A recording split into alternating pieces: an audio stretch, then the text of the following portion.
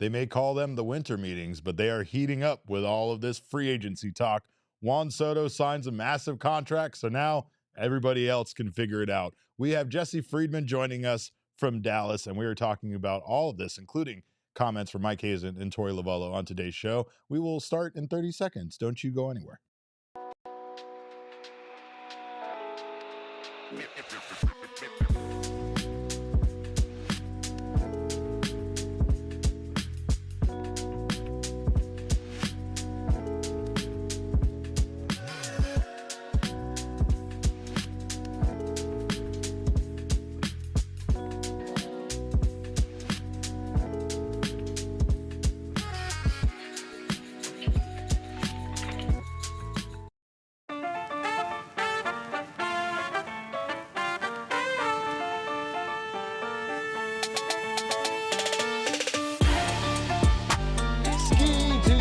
Welcome in to another edition of the PHNX Dbacks podcast right here at PHNX Studios. My name is Derek Montia, occasionally known as the Mayor of Winter, and I am excited to be joined by the only person that can, make this show better than me having to go to the Waffle House after losing our fantasy football league here at PHNX. It's the one and only Jesse Friedman joining us from DLLS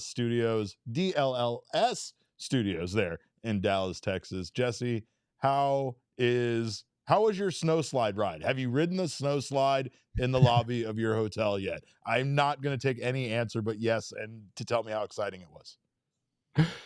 Oh, well, I hate to be the bearer of bad news here, Derek, but the snow slide is still, much to my chagrin, blocked off to the public. Apparently, there's some sort of sign somewhere that says that it will be accessible for both children and adults. Correct. Potentially opening the door for someone in my position to go for a ride down the snow slide. But as of right now, it is still blocked off. So no snow slide ride has been taken just yet. I'm curious. Obviously, this probably has nothing to do with the winter meetings, but it has to do with the winter meetings. It has to do with someone needing to see Jeff Passan slide down a slide in the lobby of this hotel. I think Jeff would be the first one that we would all throw down the slide for sure. I mean, I would definitely get on board with that myself. I do know that Jeff, I think he has probably still somewhat of a bad back situation. Some people might have heard the very unfortunate story where I think a tree fell on him or something along those lines. It was absolutely terrible. We're thankful that Jeff is okay. Maybe it wouldn't be the best move for him specifically to go down the slide, but I would be willing, Derek. But as of right now, there is no actual snow on the slide. Presumably, they're going to add fake snow of some kind. But yeah, it's just completely blocked off. So stay tuned. We've got a couple more days. So Shane says, don't come back from Texas if you don't ride the snow slide. Like you're not allowed back. I know we've said that about a lot of things, but this definitely. There's an emphasis on this. We do have Kevin here on the ones and twos today. I got to give a shout out to Large Intimate, Kev Thomas. Kev, do you have by chance, the tweet of this stuff that we're talking about? Because I'm sure there might be some people not really know what we're talking about. This is an image taken by one Tim Healy of the snow slide in the lobby of Jesse's hotel. So this is what we're talking about. And this is the only thing that we care about right now. Forget the winter meetings, forget MLB free agency, forget Juan Soto's contract. This is all we care about right now. And that's what people in the chat are saying. They want video of Jesse going down it. Might be the only good thing that happens this week, as our known baseball GM Elise says. Did you see Elise at the winter meetings yet, Jesse? Have you bumped into Elise and her true identity by chance? I can't be sure. I mean, I think I probably have, but I'm not exactly sure which executive she actually is. So it's hard to say. Well, the thing people really care about is how is Mike Hazen doing and what is the state of the Arizona Diamondbacks here at the winter meetings. Obviously, we know things don't exactly happen quickly, but with the Juan Soto news, it feels like now the logjam might be cleared a little bit. And we can see some of these, where these players end up. Absolutely. Yeah. Mike Hazen said we talked to him for about 20, 25 minutes today. So there's a lot of different topics that we'll get into over the course of the show. But yeah, where the conversation started was basically the state of the market and the fact that Mike does believe. He said based on what he's hearing, as well as some conversations that the Diamondbacks are having with agents of players that they're interested in, that things are going to start moving a little bit here now that Juan Soto has come off the market, which, by the way, $765 million is a heck of a lot of money. We'll have a conversation about Juan Soto later in the show, because even I don't know if I saw the number getting quite that high. It's absolutely outrageous. But yeah, now that Soto's off the market, we did see a couple of other smaller moves today. Jordan Romano to the Phillies, Alex Cobb reportedly signed with the Detroit Tigers. Still a lot more pitching than hitters that have come off the market so far. A But lot of Mike Hazen catchers said too. yeah, it's been interesting. But Mike Hazen said he thinks that the full every corner of the market should get going a little bit now that Soto is off the market. And I mean, it makes sense because this is like what we talked about last year with Shohei Ohtani. Not every team is setting aside Ohtani or, Juan Soto money, but the teams that are trying to budget for that now do have not exactly, this entire amount of money to spend on other players. But I mean, now that you are no longer in the Juan Soto sweepstakes, you can now invest that money elsewhere. And I mean, so far from what we've seen, it feels like teams are kind of overpaying for a lot of these guys now, especially maybe some of these teams that have, had that money set aside to spend on Soto, like the Yankees, or maybe even, God forbid it, the Dodgers. But I will say that it's crazy to spend that much money on one player. And I mean, the Diamondbacks aren't a franchise that really could ever consider even doing something like that. Like, that's just such a vast overpayment for one singular player. It's a crazy to think that at one time the contract for Juan Soto was $600 million, and it somehow ballooned $165 million more than that. But like you said, we'll talk about Juan Soto later in the show for sure. We do need to know about the Diamondbacks, though. We haven't seen the Diamondbacks make any moves. We also haven't seen any really of their players, aside from Kevin Newman, get picked up yet by other teams. So we still have Christian Walker, Jock Peterson floating out there. Still nothing on those guys yet. Nothing as of right now. It does feel like Christian Walker is a pretty reasonable pivot for some of the teams that missed out on Juan Soto. I guess I'm thinking of the New York Yankees in particular, who have reportedly been interested in Walker. Of course, they're not the only ones. I've heard the Mariners there as well. Maybe the Astros having some interest among other Don't start. teams. Shane's So still in the building, Jesse. Do not start with any Mariners talk. I I will say, and we'll dig into the Soto deal more later in the show and some of the ramifications, but it doesn't feel like it helped the Diamondbacks exactly. Thinking about what a Walker or a Jock Peterson would be worth on the open market. Certainly, No. those guys are in a completely different category than Juan Soto. I mean, they're not 26 years old, right? There's a factors beyond just Juan Soto being very good at baseball that led to this magnitude of a contract, but after the number soared that high, it's like, is Christian Walker really going to get 50 million over 3 years? That's a little bit of a tough sell for me. So, Yeah. yeah, we'll see where those markets go here in the coming days. I wouldn't be surprised if Christian Walker gets north of 75 million, to be honest. I mean, that wouldn't be a shocker at all. Could And happen. considering his age, like, it's surprising. Like, I know we don't really talk about it a lot because Walker does not play like a man of his age, but he is, like, outside of, I think, Carlos Santana and Justin Turner, he's one of the oldest first basemen on the, free agent market. So Yeah. it's just wild to think of, again, you think of Pete Alonso, and you think Pete Alonso's kind of past his prime, and he's actually considerably younger than Christian Walker. So I don't think it's the worst move in the world for the Diamondbacks to kind of be upgrading here, or not upgrading, but not pursuing Walker, considering the market that he's going to get. It sucks. It hurts to say that.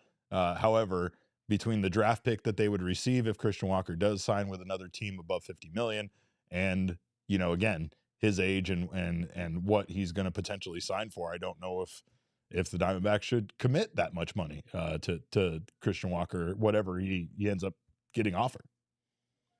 Well, yeah, we'll see how the market develops. I wouldn't necessarily count the Diamondbacks out entirely, but it does feel True. like the market would have to soften in a way that right now does not really look like it would fall in line with some of the other deals that we've seen happen so far. So, yeah, if you're a Diamondbacks fan, you're really hoping for Christian Walker to suit up in Sedona Red again in 2025. You might want to gradually let go of that dream because I'm not so sure that's the direction that we're headed here. So Well, what is the direction of the Diamondbacks? I know you had a chance to talk to Mike Hazen today.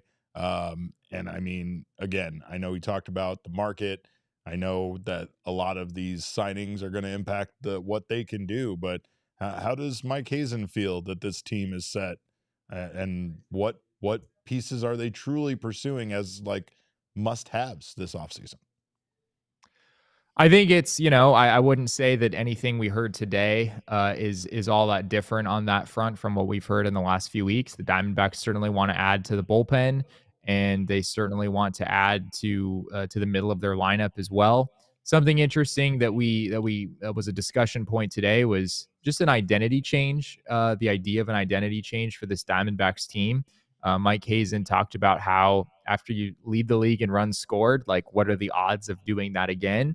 Right. And beyond that, the fact that this team, as we were just saying with Walker and Jock Peterson, like wouldn't be a shock if both of those guys moved on and signed with other teams. That's a lot of power in the middle of your lineup. And yes, this team is certainly going to look to replace some of that, but are they going to be able to get all of those, 50, 60 home runs back that they're losing in free agency?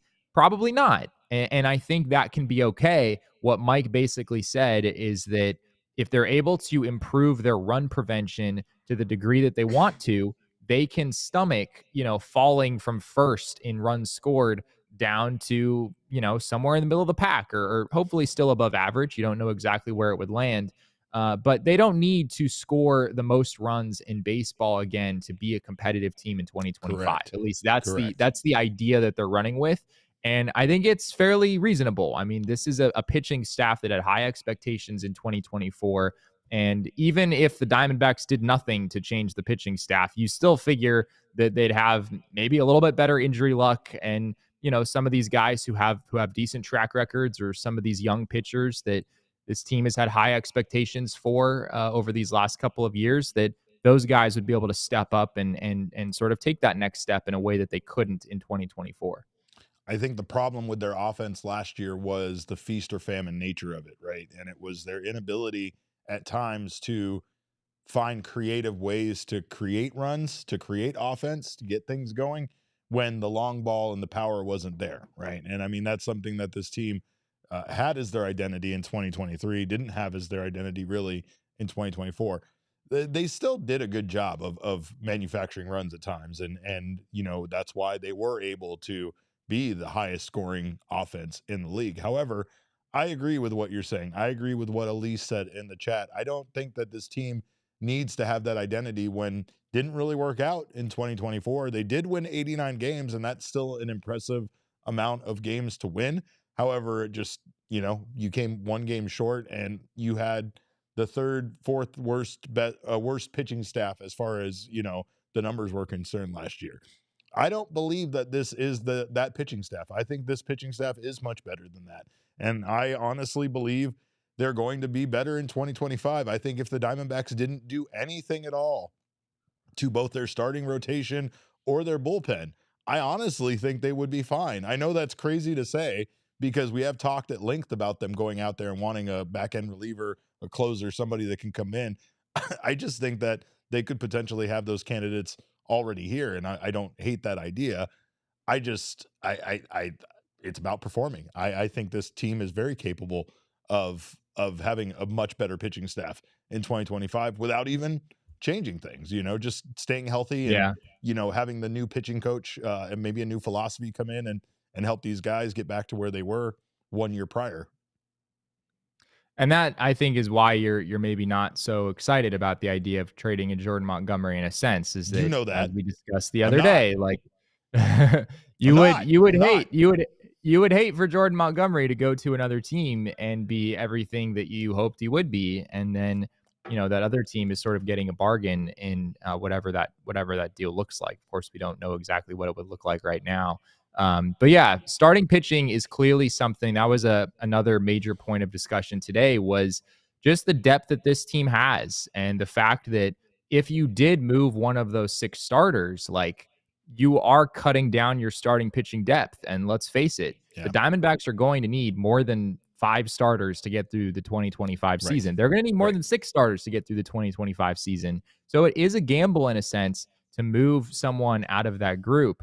But what Mike Hazen said today was there's just so many guys that, it's maybe not that you're banking on Yilber Diaz to be a number 2 starter or something, but the volume of options that they have that they like in Yilber Diaz and Christian Mena and in Tommy Henry, who Mike Hazen spoke very highly of today, Blake Walston, the list goes on, Slade Ciccone. There's a Yeah. lot of guys here that, if they all have a decent shot at being major league starters someday, you figure that with that many different options, someone is going to be able to figure it out and contribute when inevitably you need some of those depth pieces to step in.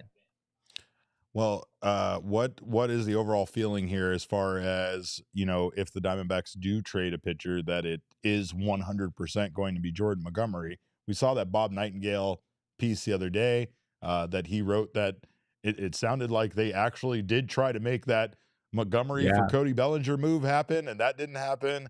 It sounds like they're trying to make something with Montgomery happen, and it's not going to really happen. That seems like the feeling there, that it's going to be a hard sell to get another team to pick up Montgomery's contract.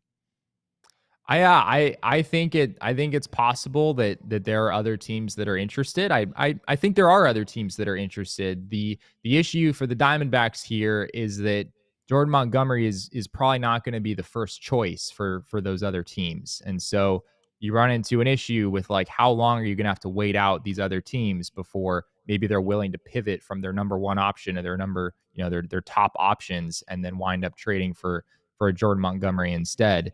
One topic that did come up today was the idea of trading a Zach Gallen. I asked the question about, the Milwaukee Brewers and what they did last offseason with Corbin Burns. Similar situation with Juan Soto and the Padres, right? The Padres dealt Soto with 1 year of team control remaining. And yeah, Mike Hazen was pretty clearly against the idea of trading a Gallen, trading I think more so Gallen is who we were talking about, but Merrill Kelly is sort of in a similar situation there as well. Hazen said he wants to make this team better. He doesn't want to take pieces away. He views 2025 as being a really important season for this team, and understandably so. And maybe he acknowledged that maybe he's in the wrong to really want to keep someone like Zach Gallen and resist the urge to try to flip someone like that for more long-term pieces. But he's like, this is a really big year for us, and we want to go out and try to win as many games as we can. And it's hard to do that when you trade away your best starting pitcher. That's the thing about the way this team is constructed right now, is like we barely got to see this team all together. I feel like, maybe a month and a Yeah. half, if that, and that even had some injuries sprinkled in there. It's like this team in 2024 managed to win 89 games with having Merrill Kelly and Eduardo Rodriguez out for half the season, right? For losing, Really again, more than that. I mean, it more was than what, that, right? Like, I mean, 4+ months for both of those guys. right. And again, the fact that they were able to band-aid it at times with Gilbert Diaz, and the way that Ryan Nelson stepped up and became a stud in 2024. Like, it was impressive that this team got to 89 wins. I think we might be done and past that mourning period of the season and the disappointment it was that they didn't make the playoffs. We could talk a lot about that Brewers game. We could talk about a lot of games that happened over the season, where if they had just won one of those games, they would have been in a different spot as far as playoff contention. I still think that this team at 100% in 2025 is pretty damn good. And I can understand where Mike Hazen is coming from when it comes to that. The desire to move Zach Gallen is there. And yes, as you and I have discussed, they'd get more for him if they did it in the beginning of the season than they would at the trade deadline. However, if this team is Probably. bad come the trade deadline, it's going to be incredible. Like, Mike Hazen could go nuts and really just get an absolute haul for a couple of these guys with expiring contracts for teams that are in a playoff race that could really tip the scales in one way or another. We're not just talking about a guy like last year, no offense to, someone like Jock Peterson or whatever. Jock Peterson was very good for this team. Jock Peterson isn't going to do for another team what Zach Gallen is going to do for another team if traded at the trade deadline for that, 2-month span going into the playoffs potentially. So if that comes, then Hazen can go nuts at that point. But I think being all in on this season is smart. I think this team is not that far away from being a fairly complete team. And again, with the maturity of some of the young guys, we might see, a better season, with barely a different roster. Yeah, and on that topic of trading Gallen, a really interesting point that Mike Hazen made is he was asked about Paul Goldschmidt. And there was another really good player that had 1 year left until free agency, and Mike Hazen did trade that player, and it did not end very well for him. But he was asked, what was different? Like, why were you willing to part with Goldschmidt then, and you're really hesitant to part with someone like Zach Gallen right now? And his answer made a lot of sense. He said that I guess it would have been 2019 team didn't have the same depth that this team did. He referenced Adrian Del Castillo and how the Diamondbacks, when they had a need at catcher this past season, Adrian Del Castillo comes up and has a 900 OPS. And that sort of played out over and over again, at least on the offensive side. Pitching side, maybe a little bit less so this last year. But still, as I was saying earlier, this team has a number of young starters that they feel pretty good about.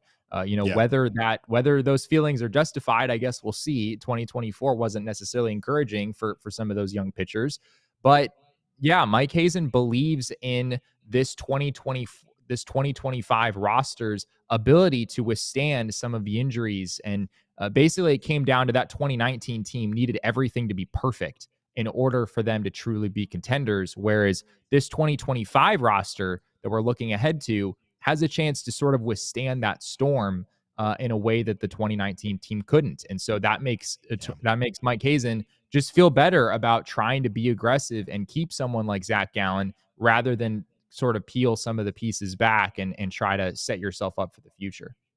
Well, you bring up Adrian Del Castillo. I know we have a clip here from Mike Hazen in regards to just being asked about Del Castillo's role in 2025 and if he would consider using him as a designated hitter or what his primary role would be.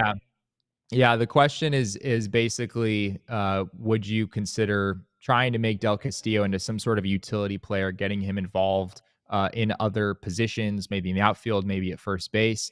And as you can hear in this clip, Mike Hazen was not so on board with that idea.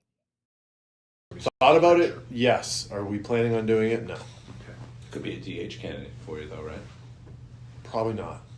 Really? I mean, could he come up if something happened and end up DHing? Yes. Am I trying to build a team with him as a potential DH candidate? No. No. I don't want to take him up from behind the plate yet. It's interesting. It's interesting to hear him kind of reference the DH role like that. It is, yeah. I mean, I wouldn't say I've ever felt like, penciling in Adrian Del Castillo as your full-time DH, I guess at least against righties, maybe some sort of a platoon situation. I've never really bought that as a viable strategy for this team. Number one, because Del Castillo is a really young player and sort of unproven, frankly, even though, yes, the numbers in 2024 were awesome offensively. No doubt about that. I mean, it's an OPS. It starts with a 9. That's gonna get your attention for sure. But he also struck out, 32% of the time, which is a really high strikeout rate. You look at some of the expected stats. The expected stats saw an actual, below average hitter, or right around league average, if anything, a little bit below average compared to the hitter that we saw. So, between that and the fact that Del Castillo is definitely going to make himself into the best long-term asset for you possible by becoming a catcher, becoming a viable catcher and contributing some value defensively. At this stage in his career, do you really want to move on from any of that? I was sort of doubtful of that as well. So yeah, it sounds like Del Castillo in 2025 is still going to be a catching option for this team and might not necessarily be on the opening day roster. We've talked before about the Diamondbacks maybe wanting to add some catching depth. Maybe Jose Herrera is the backup. Maybe there's someone else out on the market that the Diamondbacks ultimately decide to bring in. But I don't think Adrian Del Castillo is necessarily a big part of replacing, the Christian Walker home runs, the Jock Peterson home runs, at least not right out of the gate. Jay says in the comments, I don't like that statement right there. He could come up. That means more Jose over ADC. Not good. I don't think that's something to worry about, Jay. I will say that when it comes to young players in the organization that are in AAA, the Diamondbacks would much rather that they were there playing every day, especially a player like Del Castillo, like what Jesse's saying, player that is still getting better and still trying to hone their craft as a defensive catcher, which is the primary goal there, is to make him an actual asset at catcher, right? Like, you can't really do that if you're DHing at a major league level or if you're basically a backup catcher at a major league level. He would get his reps. Torey is going to make sure, Gabby gets his time off. It's just not going to be the same as him playing every day and just becoming better every single day. So I don't think it's anything to look into yet. And I wouldn't be surprised to see Del Castillo eventually get called up this season to maybe be that backup role. It's just not time for it yet because he does need to play every single day. It's frustrating with baseball though, because we see this with young players where we want them to get called up.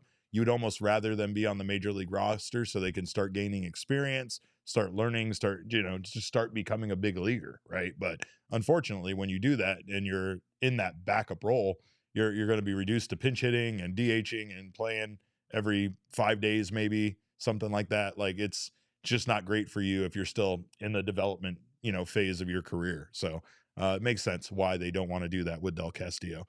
We will talk more about the winter meetings on the other side of this break, and we will confirm with Jesse that he has not been kidnapped by DLLS. I am going to have him throw that little whatever that Mavs thing on the shelf behind him there in the trash can, because I can't stand looking at that anymore. But we'll talk about all this on the other side of this break. Don't you guys go anywhere.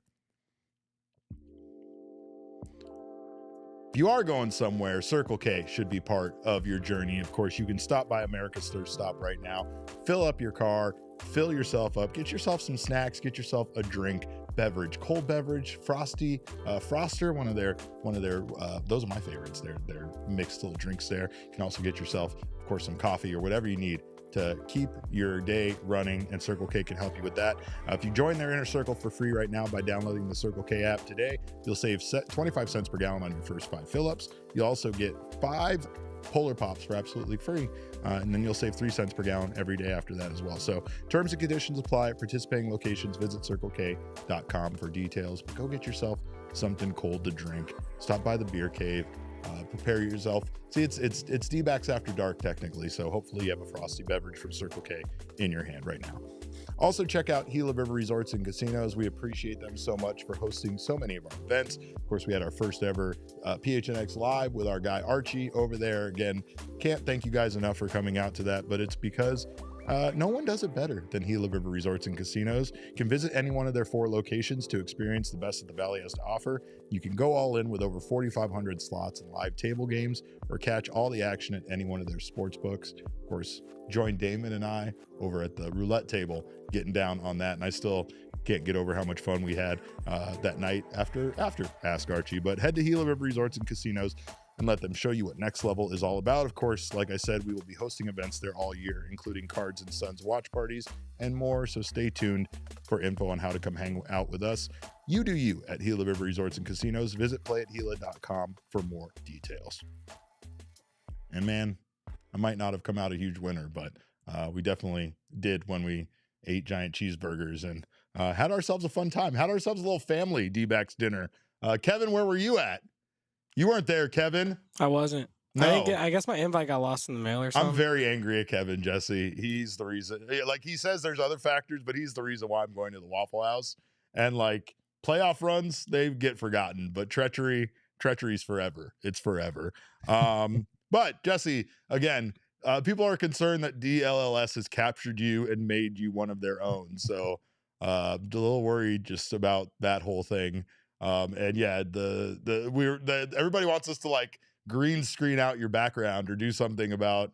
I don't care about the Cowboys stuff. That doesn't bother me none. But the Texas Rangers flag that on a Diamondback show, that makes me sick to my stomach. But you are in Dallas. You are enjoying the winter meetings. So I know we had more from Mike Hazen. I know you also talked to Torey Lovullo, but we brought up briefly there the reliever with recent closing experience or a back end reliever, someone that could be the closer for this team. How important is that for Mike Hazen to find? Obviously, the first baseman thing.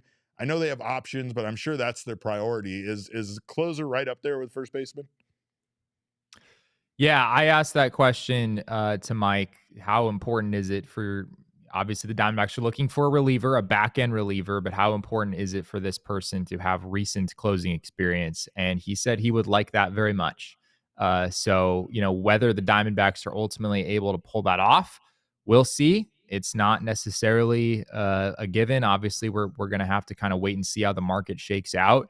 But yeah, Mike was pretty clear that after seeing the impact that Paul Sewald had on this team, which obviously I know it's maybe weird to think about the impact of Paul Sewald given how his season ended, but once upon a time, Sewald was a stabilizing presence in the bullpen and highly revered by basically everyone, fans included.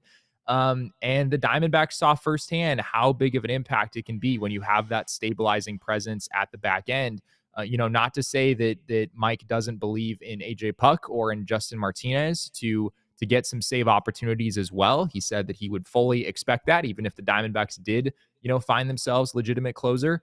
But they like the idea of trying to add as much length to this bullpen as possible.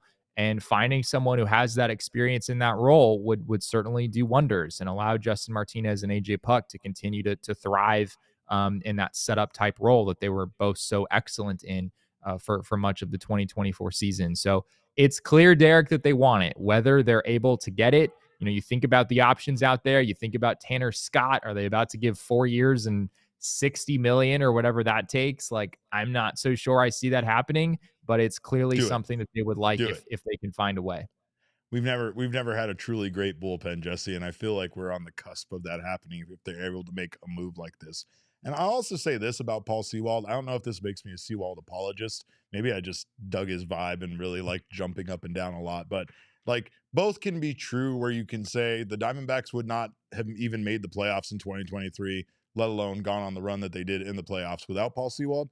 And you can also say that Paul Sewald in the second half may have been responsible for the Diamondbacks not making the playoffs as well, right? Like, both of those things can live in the same space. And, again, it's not entirely on Paul Sewald, but his performance and then missing him and then trying to figure out what to do with him when he came back from injury really seemed to throw the entire bullpen completely out of whack. And I mean, some guys stepped up. AJ Puck was incredible. Justin Martinez was very, very good at times for this team. I think the components are there, but if they can add that back end reliever, that closer, it really does feel like it once again sets everybody up well to the point where, like, I don't even know where everybody fits in. I mean, almost feels like obviously you're going to use AJ Puck situationally based on, him being a left-hander there, but you got how Kevin Ginkel and Justin Martinez would factor in, where those guys would pitch. It feels like you're pretty stacked there in the bullpen. And I mean, it also allows for potentially, if someone isn't as good, someone else to step up as well. That's something that's nice about the depth that they could have there. And I think if you do add a closer, what it does for you, it's not just about what it does for you in the ninth inning, but it's what it does for you in the sixth inning. It pushes everyone down on the depth chart, right? It's also what it does for you on days where some of your best high leverage relievers are not available.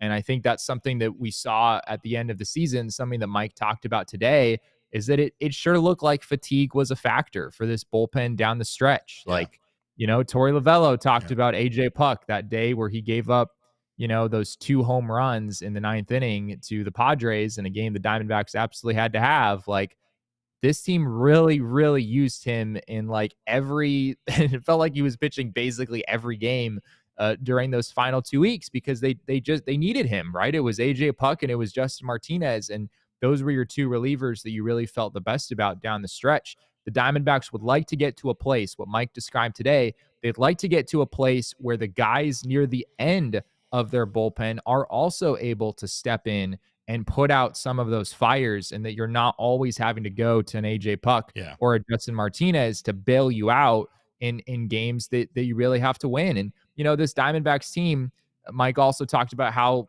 for the Dodgers, this is different. Like, the Dodgers can maybe be a little bit less aggressive with how they use their high leverage relievers, because the Dodgers are like coasting into the playoffs, right?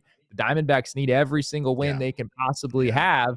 And so it's harder for them. It's harder for Torey to not go to AJ Puck, to not go to Justin Martinez in some of those big moments. So for people who thought that, people who had the criticism that Torey was not going to his best relievers enough, the internal belief for the Diamondbacks is the opposite, that they had to use those guys too much, and that it cost them at the end of the season.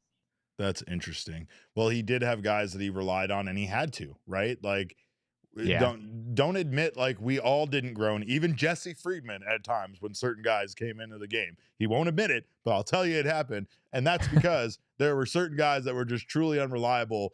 And the problem is that when Torey did call on them, they weren't able to be relied upon, right? Like, that's the reason why you kind of had that feeling. Right now, next year's different. We have guys returning, and I know we have a lot still to talk about from Dallas, and we will cover more on the winter meetings, hopefully with some more audio from Mike Hazen and Torey Lovullo tomorrow. But I know you also spoke to Torey about the roles of guys like Dre Jameson in 2025 and Slade Ciccone. What did Torey have to say in regards to what those guys will be confirmed doing?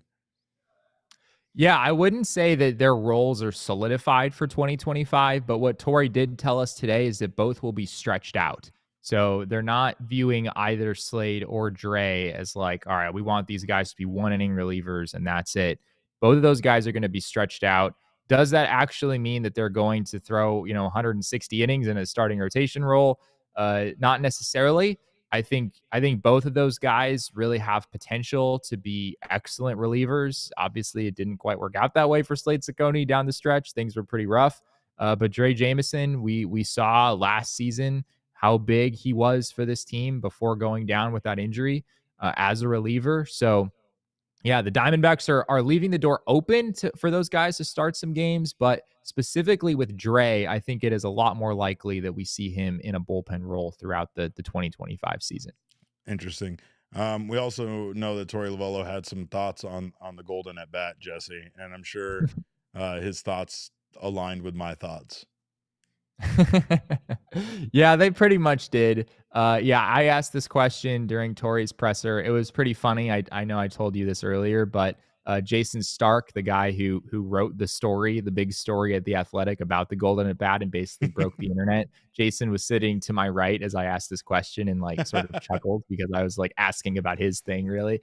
But I wanted to know how Torey felt about it. And I got the answer that I expected, Derek. Torey is he's diplomatic about it. He's never going to outright say that he's totally disgusted by something that he knows Major League Baseball is genuinely considering. So he did sort of cover his bases and say, if Major League Baseball went that route, I would accept it and go along with it. But it was very clear that Torey Lovullo was not the biggest fan of the Golden at bat rule. He said I think his words were that wouldn't work so well for me. Torey is a traditionalist through and through. He also was, I think, a little bit hesitant when the designated hitter was not in the National League anymore, or when the designated hitter was added to the National League, is what I'm trying to say. Torey's a traditionalist, and even when I pitched the idea of Ketel Marte being able to bat twice in a row in the ninth inning in a key spot, he was still like, yeah, no, that's not baseball. Like, you're changing the DNA of the game is how he described it. And he was not a fan. No opinion is better than our guy, Ryan, right? Ryan Thompson said, as long as we as pitchers get one take backsies, and I want them to be called take backsie. Like, it has to be one take backsie per outing for each pitcher. Right. It's ridiculous, but again, we do know that Torey Lovullo, this season wasn't easy on him, Jesse, and it was a little rough moving on. How is he faring these days, especially after spending some time freezing his ass off in Buffalo. Yeah, I haven't had a chance to ask him about his experience at the Bills Chiefs game. Hopefully I'll get that opportunity later in the week. But yeah, Torey talked about the process of sort of moving on from what happened during the season. He said that it really he was sort of able to move on from it with during the meeting with ownership that Torey and Mike and the whole group has every year. They were able to say some positive things about what we've said a number of times on this show, like the 2024 season. It didn't end in the playoffs, and for that reason, it was sort of objectively a failure. But that doesn't mean that there weren't some pretty good things that happened along the way. It doesn't mean that winning 89 games, was a step in the wrong direction. It really was a step forward for this team. Right. The vast majority of the time, 89 wins, especially given the current postseason filled with the 3 wild cards in both leagues. That's going to get you in more often than not. So yeah, it sounds like Torey was able to kind of gain some perspective from that meeting. And I don't know if he's necessarily on the other side right now, but definitely in a much better place than when the wounds were still fresh. Well, we are going to talk about the wounds being very, very fresh for all the teams that didn't get Juan Soto, and what the Mets signing him to this massive deal means for the Diamondbacks on the other side of this break. Thank you guys for being here so much. Don't you go anywhere. We'll be right back. If you want to elevate your brand, you can do so with our pals over at Branded Bills, the perfect headwear and apparel company. We absolutely love all of this stuff we've been getting. I'm telling you, we get packages here from Branded Bills, and every hat is better than the last one they sent us. They just sent us some fire ASU hats, which, let's admit it, that school deserves it right now. And of course, you can get all of these wonderful hats, these collegiate hats. They have partnerships with ASU and U of A right now at brandedbills.com. You can also get hats for your particular brand over there. If you're looking to get some gear to make your brand stand apart from the crowd, Branded Bills has you covered with the best custom headwear. Start your order, and their dedicated team will help you create the exact custom apparel you need. And they are a local company from right here in Mesa, Arizona. So it's always great to shop local and support local. Head to brandonbills.com and use code PHNX for 20% off your first order. Also, if you're still interested in even saving more money than just that 20%, check out our friends over at Desert Financial Credit Union. For more than 84 years, Desert Financial has been Arizona's largest, most trusted local credit union, dedicated to creating exceptional experiences by giving back to the community and providing financial solutions that help make your life better.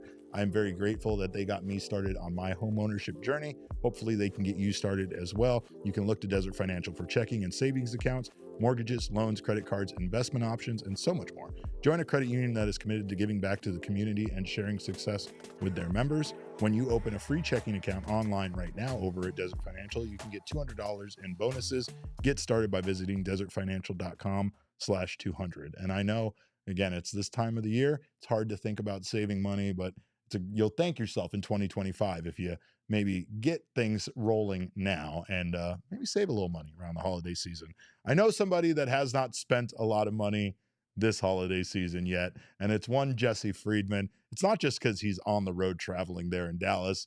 It's because this isn't even shopping time for him yet. He doesn't even consider, he's not even thinking about what he's going to get, people. That doesn't start until the 22nd of December. But I do know one team that has all of their holiday shopping done, Jesse, and that is the New York Mets. They've been very active in free agency this offseason, but they've landed the biggest fish of them all, signing Juan Soto to a 15-year, $765 million deal that could be worth over $800 million with escalators that could take the money to that.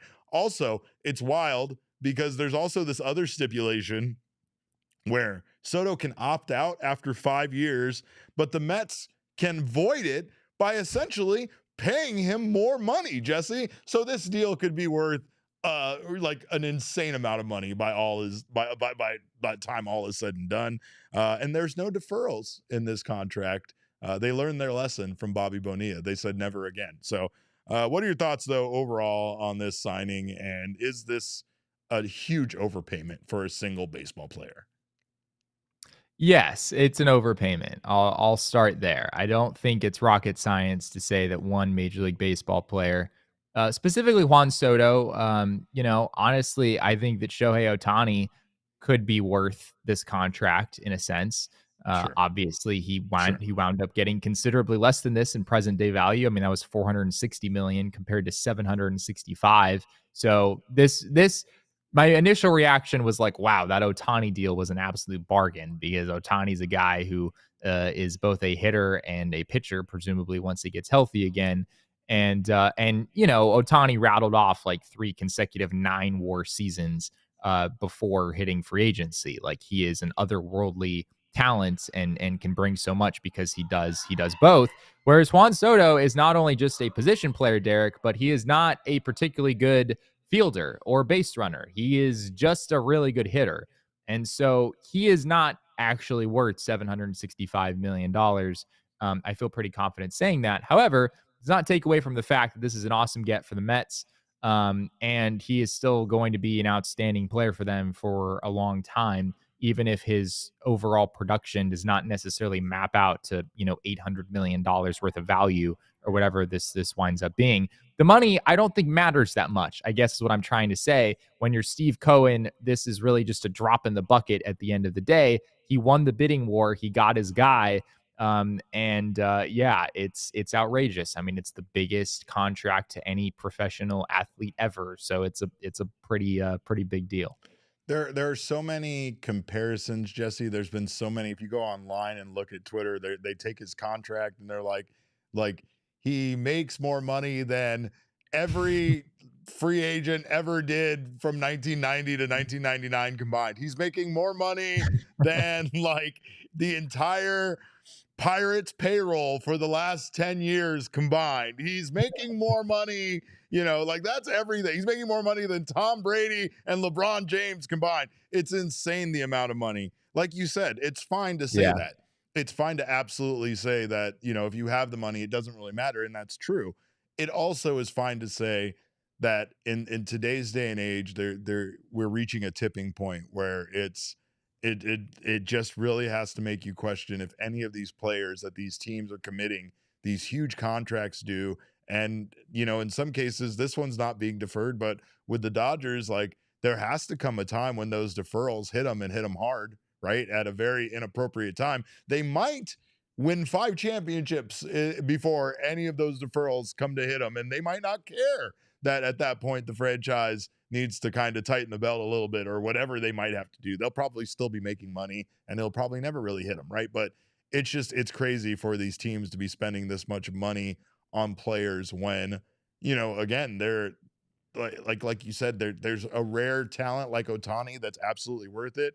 And outside of that, it's crazy. It impacts the free agent market for the Diamondbacks, like you said earlier, because we already saw starting pitching kind of escalating and going out of control. And now this just furthers the price on guys like Jock Peterson, like Christian Walker, sluggers out there that are putting up really good numbers that, you know, again, based on the market now, you might, you know, might not be such a bad deal to pay them a little more than you were planning on or going to offer. So it's just crazy. But it's also the fact that it's not great that, you know, the Mets, who did have a role in ending the Diamondbacks season and not allowing them into the postseason, just got better. You know, it would have been great for him to stay in the AL in some way and not have to worry about him at all. But now we get 15 years of Juan Soto on the New York Mets, Jesse, 15 years. So looking forward to that.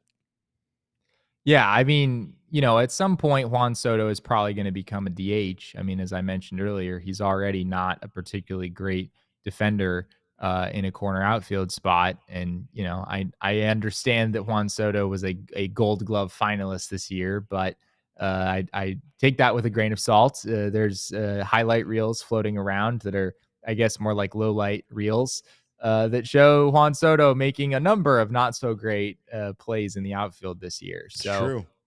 Commit that money. Do that thing. I mean, I guess at some point, maybe not that far from now, Juan Soto is going to become a DH and he's going to get paid $51 million a year to do that. And for as unbelievable of a hitter as he is, yeah, he's not, no one can produce $51 million worth of value for that many years as a DH. It just isn't possible. Even playing in the outfield the last 3 seasons, Soto using this like wins above replacement to dollars calculator that Fangraphs has, Soto's been worth about $47 million or so per year over the last 3 seasons combined. So even in his previous 3 seasons where he's younger, he's not producing $51 million worth of value on average. I wouldn't expect him to do that for 15 years moving forward. But again, I mean, this is much bigger than just the player that the Mets acquired. This is the Mets making a statement to the universe that they are not the little brother in the Big Apple anymore, right? And that's a pretty big deal. I guess I not really like the stay in your own lane and worry about what you're doing. That's one thing that got the Mets to where they were this season, was doing their own thing and not caring what the world thought about them. And in all honesty, a lot of people that weren't Mets fans were kind of on the outside looking in at how much fun they were having and envious of what they had going on, right? Like they don't need to need to do this swinging to prove that they're better than the Yankees. They could continue down the path. I feel like when the Mets sign someone for a lot of money, it doesn't work out anyway. And I think Riley in the chat made a great point. He said, I don't mind these deals too much. For every Harper deal, you get a Rendon. And again, you never know when Juan Soto could absolutely be a Rendon for, the Mets. So to each their own. But anyway, we'll talk more about the other moves that were made in free agency. We got the Giants spending a whole lot of money, historic amount of money, in fact, on a free agent that you might have already heard about. We'll talk about it on the other side of this break. Don't you guys go anywhere. Of course, PHNX, we've been having some fun with all of our events. You got to make sure to come check out everything that we have to offer over at gophnx.com/events. We do have our winter pickleball tournament, December 14th, coming up this weekend at Chicken and Pickle in Glendale. I will be out there competing. I will be out there making a fool of myself. I will be out there playing some pickleball with the rest of you, and hopefully you guys join me. We doubled the field since our first tournament with 48 teams this year. All skill levels are welcome, including whatever the hell skill level I'm at, and proceeds are going to Operation Santa Claus. So it's a great cause. So sign up today at gophnx.com/events and come have some fun with us. We'll have some PHNX prizes. There'll be food and drink specials and so much more. So make sure to sign up today.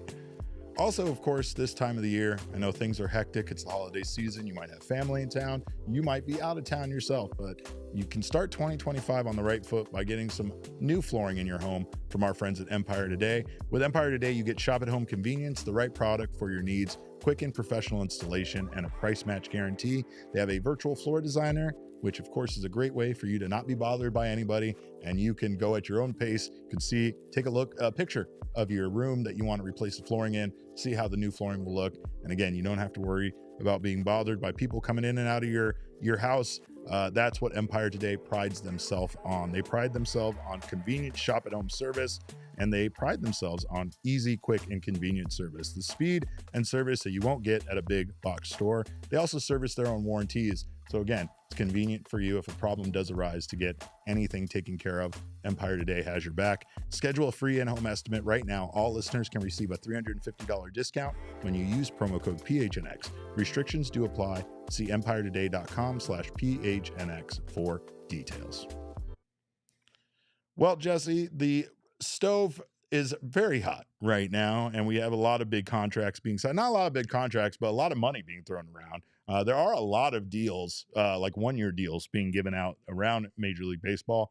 There's a surprising run on catchers right now, which seems a little bit odd, but Willy Adames has found a new home right here in the National League and the National League West. It's a new problem we get to deal with. He signs a 7-year, $182 million deal with the San Francisco Giants.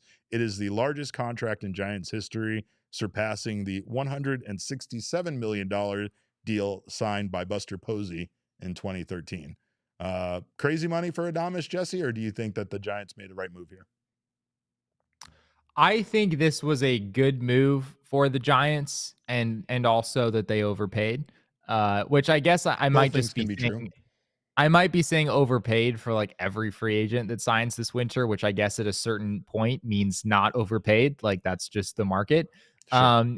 But my first thought when I saw Adames get 7 and 182, Derek, was thinking back to when the Diamondbacks played the Brewers in the wild card series last year, and us like not even talking about Willy Adames. Like like stopping Willy Adames was not a discussion that we had going into that series. Right. He wasn't. I mean, he actually wound up having a pretty good series. I think he had three hits in the first game. But yeah, like this is a guy who went from a player we weren't talking about entering a postseason series to a guy who 1 year later is getting almost $200 million in free agency. To his credit, he did have a great season. I don't think that, it's not like an insane overpay. Like he is genuinely a very good player. But given some of the regression that we've seen from him defensively and the fact that offensively he's been solid, but the year that he had this season was something of an outlier. I'm not sure that this contract is going to age particularly well for the Giants. Yeah, Jay says us Dbacks fans think everything is an overpayment. That's true, Jay. It's like when you don't have money to go to a steakhouse with your friends in Las Vegas, right? They might be fine with $125 steak not coming with a side, but you might not be. You're like $125 and I can't even get some asparagus on the side of it. What the hell is going on here, right? So different economic levels look at things differently. But I will say that when it comes to contracts that have been signed, multi-year deals, I like the Tyler O'Neill deal to the Orioles. I think 3 years, $49.5 million is actually a pretty good deal by the Orioles there to get, essentially one of the best outfielders on the market. It could be. Yeah. I mean, it's, to replace Anthony Santander, you could do a whole lot worse than Tyler O'Neill. I assume that's what the Orioles are thinking here. I doubt they bring Santander back. So, Seems like the case. O'Neill has been a little bit up and down. He's kind of a hard player to evaluate. He's been hurt so much, but he is absolutely ripped, Derek. And when he hits a baseball, it tends to go a pretty long way. So again, that was maybe a little on the high end for Tyler O'Neill, but I'd probably like the Tyler O'Neill move a little bit better from a dollars and cents standpoint than either Adames or Soto. I think the thing about it is 15 years, 7 years, Jesse, this is crazy. Like, we have seen players be great for 2 years, 3 years, 4 years, but like to think Juan Soto is going to be great for 15 years, to think Willy Adames is still going to be offering you a ton of value in 7 years. Tomorrow's money, as you have said many times in the past, is not today's money. So when you're when you're giving these big contracts out, you're doing it with the fact that based on inflation, this is going to be seen as a deal in the future. There was one time where we extended one Ketel Marte, and a lot of people were like, I guess, good deal. Like, it's a lot, but whatever. And it's like, my God, can you imagine if we didn't do that deal now? Right. Like, so it's based on how much Ketel would receive now as a free agent versus at the time. That deal seemed good, but it didn't seem like some massive steal that the Diamondbacks got. It's similar to the Corbin Carroll contract, where I have a feeling in a few years, we're going to be like, man, I'm glad we locked that guy up. You know what I mean? Just because if these contracts keep going in the direction that they're going, the Diamondbacks wouldn't be able to compete to keep their own free agents. And that could be what we're seeing here. Yes, Kevin. I just want to interject real quick. I was going to say this earlier about the Soto contract. But, it is an overpayment for a player like Soto. You look at the numbers just straight up and you say that, Ohtani is being paid less than Juan Soto. How could that be? But we see this in other sports all the time. For example, in the NBA, Jaylen Brown is not the best player in the league. But when he signed his contract, he set the market at what a player of his level should get. Right. And then all the other players behind him got paid more. It's only a 1 year difference, though, right? Like if the Ohtani deal was 4 or 5 years in the past, it'd be like, all right, Ohtani gets 460 present day. Soto gets 765. And granted, I know there's an age gap there too. Like, I don't think it's outrageous for Soto to get a little bit more. But yeah, I felt it at the time with the Ohtani deal. Like him deferring so much of that money resulted in a present day value that felt honestly really low, given the value that Ohtani brings, not just on the field, but off the field as well, with all of the opportunities to earn extra revenue that you get with someone like him, as opposed to basically everyone else whoever hits the free agent market. Well, Kevin Conqueso left us a super chat. We love you, Kevin. He says, Jesse, is there a bottle the ASU crew left behind? You're gonna have to go find that ASU water bottle or whatever they left behind. So go look for that. Oh no, I think Kevin Conqueso was asking if the ASU crew left the DLLS crew any whiskey. Oh, if they drank them out I'm of pretty sure out of they stock. didn't. I'm pretty sure all of the alcohol on I don't want to know campus about here this. You is- talk about their studio being big. Now there's a bar situation or alcohol. There I was don't like there it. was I some don't nice like it. whiskey. Yeah. They took their bottle, drank the bottle, but Kyle did maybe leave a phone. Mm, So mm. one Find for the one phone. trade. One for one trade. Find Kyle's phone is what we need to do. We've only scratched the surface on winter meetings, and Jesse has so much more to bring us tomorrow. So make sure to join us same time tomorrow, 6 p.m. Another Dbacks After Dark, just without all the cursing. Jesse would frown upon it, but you can follow us on Twitter for more on all this. I'm at cap_caveman with a K. Jesse is at Jesse and Friedman. Our show is at PHNX_Dbacks, but all roads do lead to at PHNX_sports on Twitter, Instagram, and Facebook. We thank you guys so much for your time. We will see you tomorrow with more on all these free agent signings and hopefully more from Mike Hazen and Torey Lovullo. Until then, we appreciate you so much. We will see you tomorrow. And remember, kids, baseball is fun, but it's so much more fun when Jesse goes down the snow slide in the lobby of his hotel. We all silly like the mayor.